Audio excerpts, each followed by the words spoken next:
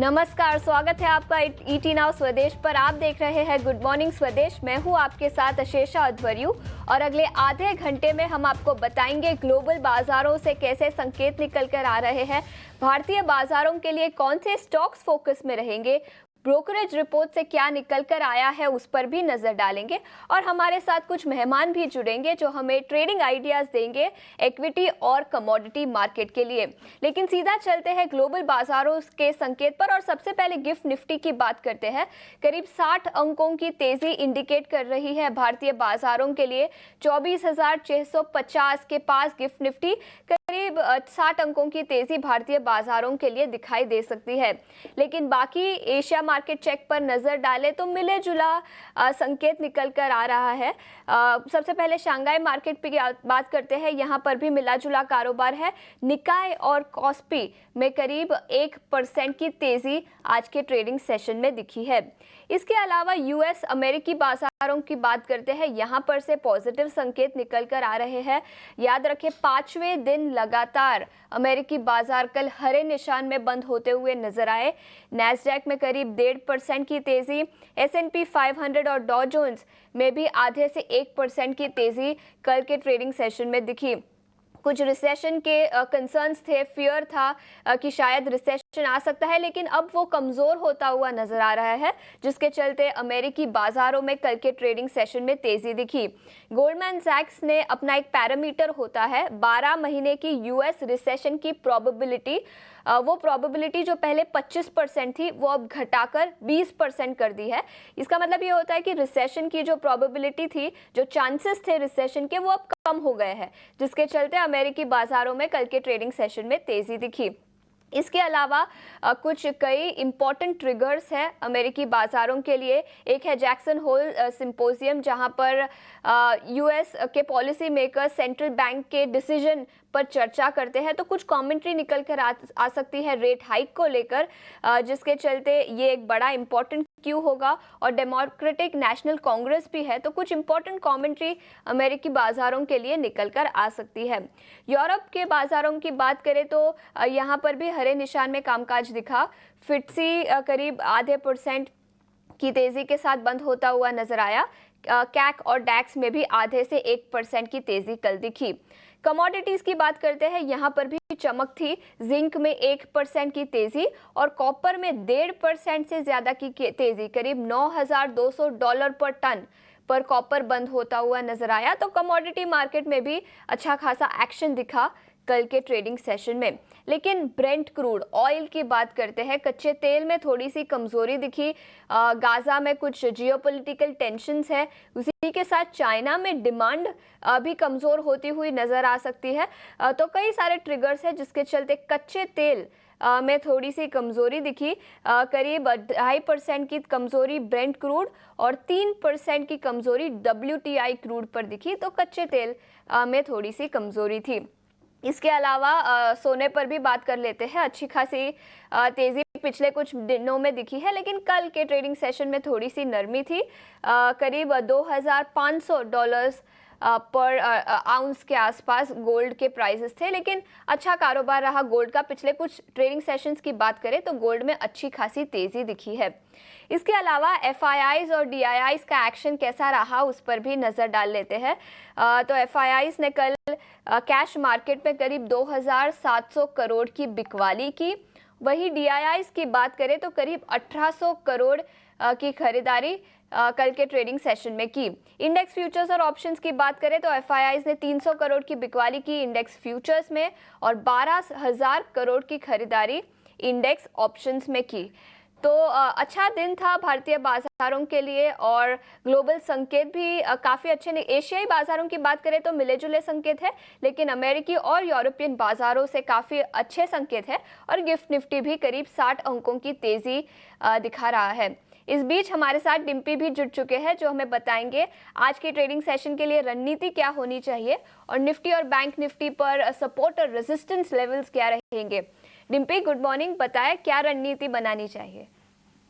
आशीषा, good morning. अच्छा लग रहा है आपको वापस से सुन के। और दूसरी इंपॉर्टेंट बात यह है कि देखिए, कल भी मार्केट के बाद गैप था। कल भी करीब 80 पॉइंट का निफ्टी गैप आया, लेकिन उस गैप को मार्केट ने बहुत अच्छे से भुनाया नहीं तो वो एक चीज अभी भी मार्केट के अंदर थोड़ी मिसिंग है कि आपके पास फॉलो बाइंग जो है टिपिकली वो नहीं है। देखिए मार्केट ने अपने लेवल्स को बहुत क्लियर किया हुआ है, मैं आपको फिर से वो लेवल सारे बता देता हूँ। पहला है 450, फिर 650, फिर 850। एक राइम के तौर पर आप इसको याद रख सकते हैं, 450, 650, 850। 450 में आपका ग्लोबल मार्केट्स की जो चिंताएं हैं, डर है, वो सब निकल गया। पुल बैक कंटिन्यू होगा और पुल बैक की जो मियाद है यानी कि जो उसकी लिमिट है वो 650 पे आके खत्म हो जाएगी। 650 से 850 के बीच में अब अपने आप को वापस से फ्लरिश करेंगे और एक्सट्रीम बुल रन जो मार्केट के अंदर चल रहा है उसका वापस से पार्ट बन जाएगी। तो फिलहाल अभी आप 450 से 650 वाली रेंज के अंदर है। कल का हाई चेक कर लीजिए, 650 पार नहीं हुआ। कल का लो चेक कर लीजिए, 400 नहीं ब्रेक हुआ, 450 ब्रेक नहीं हुआ। तो कुल मिला के कहने का मतलब है कि मार्केट के अंदर आज भी गैप है, लेकिन इस गैप का क्या भरपूर फायदा उठाएंगे, इससे मेरे को थोड़ा सा डाउट है। दूसरा पॉइंट, कल मार्केट के अंदर एक्चुअली ऐसे देखा जाए तो हल्की सी शॉर्ट कवरिंग और हुई है निफ्टी के अंदर, बट बैंक निफ्टी के अंदर ऐसा नहीं था। डाइवर्जेंस आपको दिख रहा होगा, बैंक निफ्टी बकायदा 148 पॉइंट नीचे जाके बंद हुआ है। एक और चीज, अभी आपने कैश के नंबर पढ़े, इसमें से 2600 करोड़ रुपए की फिर से सेलिंग आ गई। ये कैश में बैक टू बैक सेलिंग थी कल के सेशन में, यानी कि परसों सेशन में इकलौता बाय था, उसके बाद फिर से सेलिंग आई है। तो ये क्या करेगा, मार्केट को साइडवेज कर देगा। और 50% का अभी भी लॉन्ग पोजीशन एफआई का होल्ड है, तो उसमें भी कोई चेंज नहीं आया। तो ज्यादातर डाटा समझने के बाद, देखने के बाद, option change, chart ward, averages वगैरह देखने के बाद अभी भी यही लग रहा है कि आज भी मार्केट के लिए साइडवेज कंसोलिडेशन का डे होगा।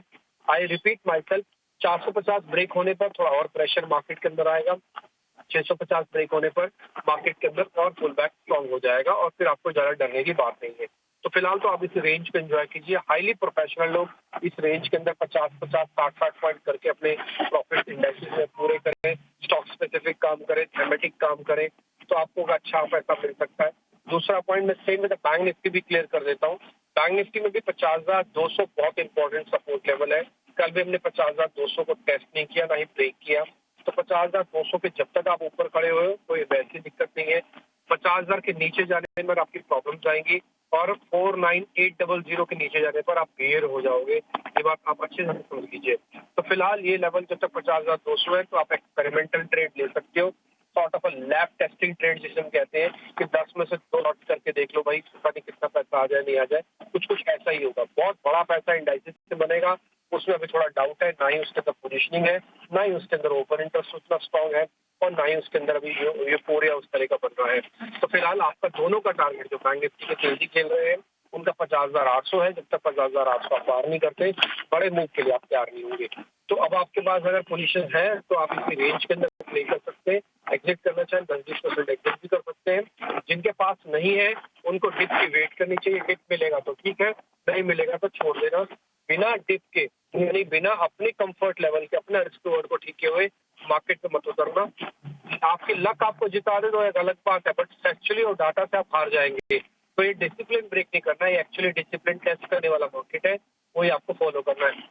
आशीषा, एक चीज के साथ मैं कंप्लीट कर रहा हूँ, 19 शेयर एफएंड बैन के अंदर है। ये मार्केट के अंदर ना एंजाइटी के लेवल को बताता है। बहुत देर तक आप 19 शेयरों को बैन में नहीं रख सकते, तो कुछ ना कुछ मार्केट के अंदर जरूर होएगा, आज नहीं तो कल 100% होएगा, ताकि इस 19 शेयरों के बैन को हटाया जा सके। फुटकॉल रेशियो के हिसाब से बैंक निफ्टी ज्यादा वीक हो चुका है, यानी कि थोड़ा ओवरसोल्ड कैटेगरी में आ गया, इसलिए गलती से भी बैंक निफ्टी को भी शॉर्ट नहीं करना चाहिए। आप लॉन्ग करें ना करें, बट शॉर्ट मत कीजिएगा। ये मोटा मोटी डाटा है मार्केट का। स्टॉक्स है जो एफएनओ डेटा बैन में ऐड किए गए हैं आज के ट्रेडिंग सेशन के लिए, बलरामपुर चीनी, बिरला सॉफ्ट और हिंदुस्तान कॉपर। तो इन तीनों स्टॉक्स पर भी अपनी नजर रखें। डिम्पी, बहुत बहुत शुक्रिया समय निकालकर हमारे साथ जुड़ने के लिए। लेकिन बाजार पर और चर्चा करने के लिए अब हमारे साथ रेलिगेयर ब्रोकिंग के अजित मिश्रा जुड़ चुके हैं। Ajit, good morning. बताएं बाजार की चाल कैसी रह सकती है और आपकी क्या रणनीति बनेगी आज के लिए? Good morning Ashisha. तो देखिए, कल के सेशन के बाद आशीषा देखिए, टोन तो पॉजिटिव लग रहा है, इसमें कोई डाउट नहीं है। बिकॉज आईटी जिस तरीके से बॉयंसी दिखा रहा है, बैंकिंग बैकफुट पे है, उसके बावजूद भी आप देख रहे हैं कि मार्केट में टोन पॉजिटिव है। कल कंसोलिडेशन का टोन रहा, एक फ्राइडे के मूव के बाद एक नॉर्मल पॉज देखने को मिला, और कहीं ना कहीं जो बैंकिंग में हायर लेवल से प्रेशर देखने को मिल रहा है, उसकी वजह से ये आप कंसोलिडेशन दिख रहा है। तो मुझे लगता है कि बाय ऑन डिप्स मेंटेन करके रखना चाहिए जब तक कि आप 24,300 को होल्ड करे हुए हैं और ऊपर में 24,700 तक के लेवल्स इंटैक्ट हैं। इंट्राडे में उस तरह कंसोलिडेशन का बायस बना रहे जब तक कि बैंकिंग की तरफ से पार्टिसिपेशन नहीं आता, 50,800 के ऊपर बैंकिंग में नहीं निकलते हैं, तब तक ये कंसोलिडेशन का टोन शायद बैंकिंग में बना रहे। तो इन बिटवीन स्टॉक स्पेसिफिक रहिए। पहला नाम होगा बाय के लिए टीसीएस का फ्रॉम दी आईटी पैक, जहाँ पे काफी अदर स्ट्रेंथ दिख रही है। स्टॉक्स अपने रिकॉर्ड हाइज के पास पहुंच चुके हैं। 44.20 के स्टॉप लॉस के साथ 4620 तक के टारगेट के लिए इसको आप लॉन्ग कर सकते हैं।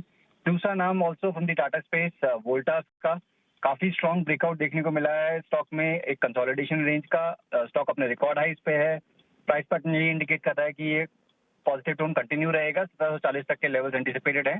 1530 के स्टॉप लॉस के साथ इसको भी आप लॉन्ग कर सकते हैं। से टीसीएस पर खरीदारी की राय, 4,620 रुपए प्रति शेयर का लक्ष्य। और वोल्टास जिसमें कल के ट्रेडिंग सेशन में भी करीब 4 से 5% की तेजी दिखी थी, वहां पर भी खरीदारी की राय, 1,740 रुपए प्रति शेयर का लक्ष्य।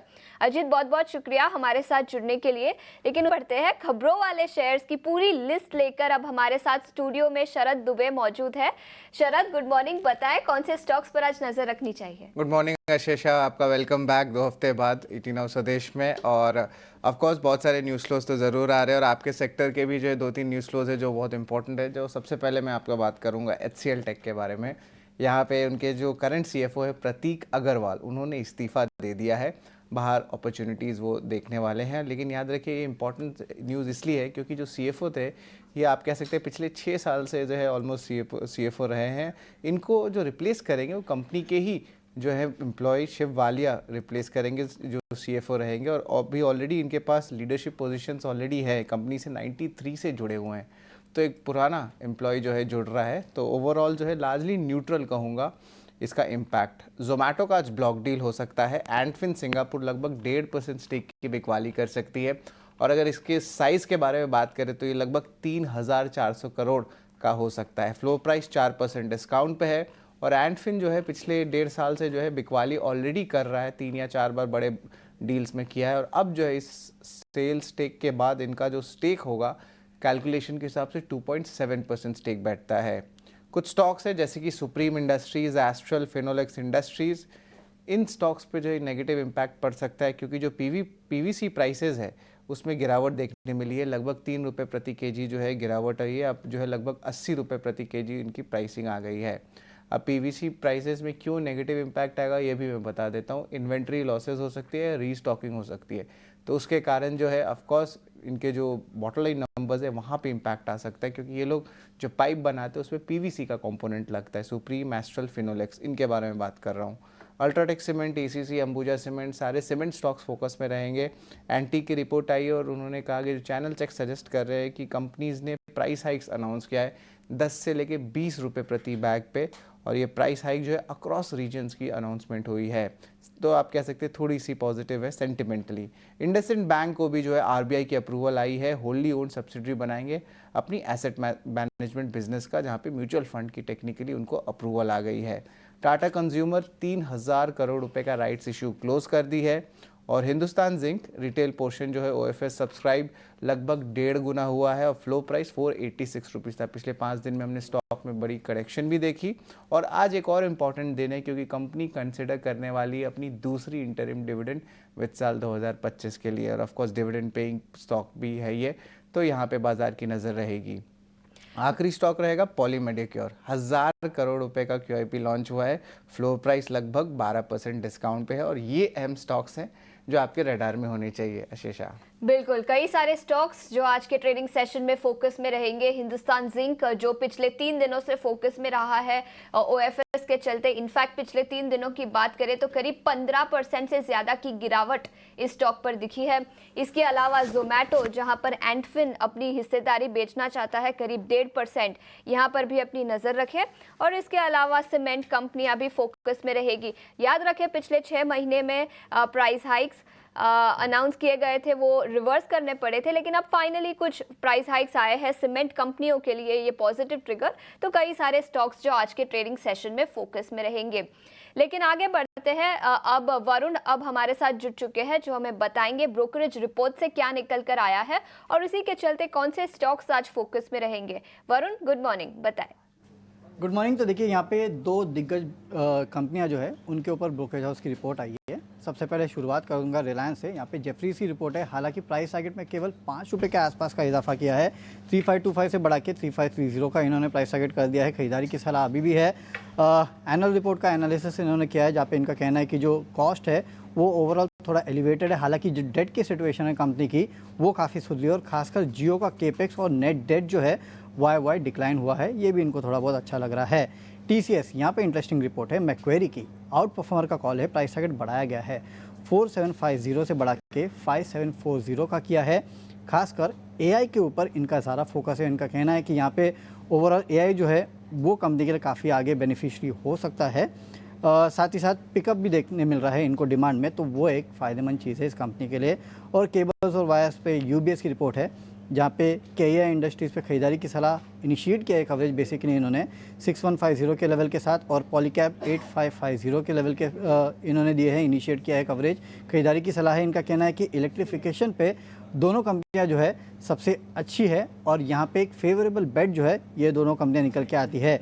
आगे चल के जो टॉप 5 कंपनीज है वहाँ पे मार्केट शेयर आपको गेन भी देखने मिल सकता है। और FY24 से 27 तक इन दोनों कंपनियों के अर्निंग्स में आपको 16 से 24% के आसपास की कैगर ग्रोथ जो है वो देखने मिलेगी, और इसके लिए इन्होंने यहाँ पे कवरेज की शुरुआत की है। तो कई सारे स्टॉक्स जो ब्रोकरेज रिपोर्ट्स के दम पर फोकस में रहेंगे। रिलायंस इंडस्ट्रीज, जहां पर जेफरीज की रिपोर्ट आई है। टीसीएस, इन आईटी सेक्टर के कई सारे स्टॉक्स फोकस में रहेंगे, जिसमें से एचसीएल टेक रेजिग्नेशन के चलते होगा। टीसीएस पर भी नजर रहेगी, और यूबीएस की भी बड़ी इंटरेस्टिंग रिपोर्ट आई है केबल्स एंड वायर्स बिजनेसेस पर, तो यहां पर भी अपनी नजर रखें। वरुण, बहुत बहुत शुक्रिया समय निकालकर जुड़ने के लिए। आगे बढ़ते हैं और कमोडिटी मार्केट पर नजर डालते हैं। अब हमारे साथ वंदना जुड़ चुकी है एसएमसी ग्लोबल सिक्योरिटीज की। वंदना, गुड मॉर्निंग। बताएं कमोडिटी मार्केट पर क्या राय बनेगी। सबसे पहले ब्रेंट क्रूड की बात करें। जी, वेरी गुड मॉर्निंग। ब्रेंट में कल हम लोगों ने एक फॉल आता हुआ देखा था, और आज ये फॉल जो है वो कंटिन्यू होना चाहिए। लगभग 29 सेंट्स के करीब यहाँ पे मार्केट जो है वो नीचे की तरफ चल गई है। तो इंटरनेशनल मार्केट में भी वीकनेस है, हमारा मार्केट इसे यहाँ पे फॉलो करेगा। और मुझे लग रहा है कि क्रूड ऑयल में जो कल 3% का नीचे का एक लोअर मूव हम लोगों ने आता हुआ देखा था, आज वो कंटिन्यू हो सकता है। और कहीं ना कहीं M6 क्रूड भी है वो 6240 के करीब यहाँ पे एक सेलिंग प्रेशर के साथ ट्रेड कर सकता है। तो यहाँ पे बिकवाली की राय रहेगी, 6240 के करीब सेलिंग कॉल रहेगी। 6200 का टारगेट होगा। स्टॉप लॉस यहाँ पे लगाना होगा करीब 6235 के करीब का। और इंटरनेशनल मार्केट में लग रहा है कि ब्रेंट क्रूड में बहुत सारी गिरावट जो है वो आ चुकी है, तो कहीं ना कहीं ये $74 के करीब एक सपोर्ट ले सकता है। तो काफी गिरावट दिखी कल के ट्रेडिंग सेशन में। ब्रेंट क्रूड में $74 पर बैरल के करीब सपोर्ट ले सकता है। और याद रखिए, चाइना डिमांड कंसर्न्स के चलते और जियोपॉलिटिकल टेंशंस के चलते कल के ट्रेडिंग सेशन में ब्रेंट क्रूड पर गिरावट दिखी। लेकिन वंदना, बेस मेटल्स की भी बात कर लेते हैं। जिंक और कॉपर इन पर्टिकुलर बात करें तो अच्छी खासी तेजी दिखी थी कल के ट्रेडिंग सेशन में। इन दोनों इंडस्ट्रियल मेटल्स पर आपकी क्या राय रहेगी, और इसके अलावा और कोई बेस मेटल्स पर अगर आपका नजरिया हो तो? जी, कॉपर यहाँ पे लीड कर रहा है, और 805 के करीब ये ट्रेड हो रहा था। तो मेरे ख्याल से एक कंफर्मेशन है फर्दर अपसाइड का टेक्निकल। और यहाँ पे बड़े चांसेस है। कुछ यहाँ पे माइंस क्लोजर की भी बात हुई थी, स्कॉन्डिडा में भी प्रॉब्लम आई थी, वहाँ भी सप्लाई प्रॉब्लम था, वहाँ पे भी डिस्टर्बेंस था। तो मेरे ख्याल से इसका असर भी देखने को मिल रहा है। तो कॉपर M6 में मुझे लग रहा है कि 805 के करीब यहाँ पे बाइंग करनी चाहिए। यहाँ पे जो टारगेट होना चाहिए 815 का, स्टॉप लॉस लगाना होगा 800 का। जिंक बहुत मजबूत कमोडिटी है, और जिस तरीके से अगर यहाँ पे इन्वेंट्रीज देखा जाए तो इन्वेंट्रीज यहाँ पे कम है एज कम्पेयर टू कॉपर। तो यहाँ पे जिंक पे भी बाइंग जो है कंटिन्यू रह सकती है। आज के दिन में 264 के करीब यहाँ पे बाइंग की सलाह रहेगी। 266.5 का टारगेट होगा। स्टॉप लॉस यहाँ पे प्लेस करना होगा 263 रुपीज का। और एल्यूमिनियम यहाँ पे काफी बढ़िया कल मूव दिखाया था। हालांकि क्रूड से ये पॉजिटिवली कोरिलेटेड है, लेकिन यहाँ पे 5 रुपए तक की मूव एल्यूमिनियम में देखने को मिली थी। यहाँ पे भी एक बाइंग जो है वो कंटिन्यू हो सकती है। तो करीब 223.5 के करीब बाइंग रिकमेंडेशन होगी। जो टारगेट है वो 225 का होगा। स्टॉप लॉस लगाना होगा 223 का। बिल्कुल, तो तीनों ही बेस मेटल्स पर खरीदारी की राय। कॉपर पर खरीदारी की राय 815 रुपए प्रति शेयर का लक्ष्य, जिंक पर 266.5 रुपीस प्रति शेयर का लक्ष्य और एल्यूमिनियम इस पर भी 225 रुपए प्रति शेयर का लक्ष्य दिया है। वंदना, प्रेशियस मेटल्स पर आपकी क्या राय रहेगी? गोल्ड की बात करें तो ऑल टाइम हाई लेवल्स पर था, लेकिन कल के ट्रेडिंग सेशन में थोड़ी सी नरमी दिखी। तो गोल्ड और सिल्वर दोनों ही प्रेशियस मेटल्स पर भी अपनी राय दीजिए।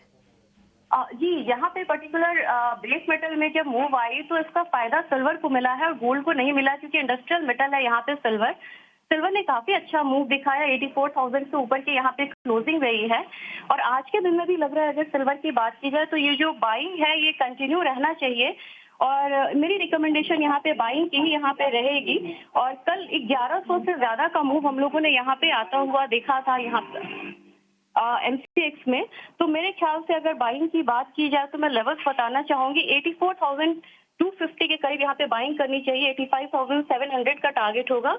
स्टॉप लॉस लगाना होगा 83,800 को। ये एक पोजिशनल कॉल होगी क्योंकि यहाँ से एक लंबी तेजी सिल्वर में आते हुए लग रही है। गोल्ड की बात की जाए तो यहाँ पे बिल्कुल मार्जिनल अपसाइड था, 209 रुपए का था, लेकिन आज के दिन में भी यहाँ पे हो सकता है कि एक बार 71,550 के करीब बाइंग रिकमेंडेशन रहेगी। 71,750 का टारगेट होगा। स्टॉप लॉस लगाना होगा करीब 71,450 का। तो मार्जिनल बाइंग रहेगी गोल्ड में, लेकिन ये सिल्वर जो है वो गोल्ड को आउट परफॉर्म करता हुआ नजर आएगा आज के दिन भी। बिल्कुल, तो सिल्वर गोल्ड को आउट परफॉर्म करता हुआ नजर आ सकता है, लेकिन दोनों ही प्रेशियस मेटल्स पर भी खरीदारी की राय है। सिल्वर पर 85,700 का लक्ष्य दिया है और गोल्ड पर भी 71,750 का लक्ष्य। वंदना, बहुत बहुत शुक्रिया अपना समय निकालकर ईटी नाउ स्वदेश पर जुड़ने के लिए। लेकिन भारतीय बाजारों की बात करें तो गिफ्ट निफ्टी पॉजिटिव संकेत दे रहा है। सुबह हमने जब शो स्टार्ट किया तब 60 अंकों की तेजी थी, अब थोड़ी सी नरमी, लेकिन करीब 40 से 50 अंकों की तेजी के साथ 24,640 के आसपास गिफ्ट निफ्टी है। तो शायद पॉजिटिव हरे निशान में भारतीय बाजार खुलते हुए नजर आ सकते हैं। लेकिन इतना ही समय था हमारे पास इस शो पर। आप कहीं मत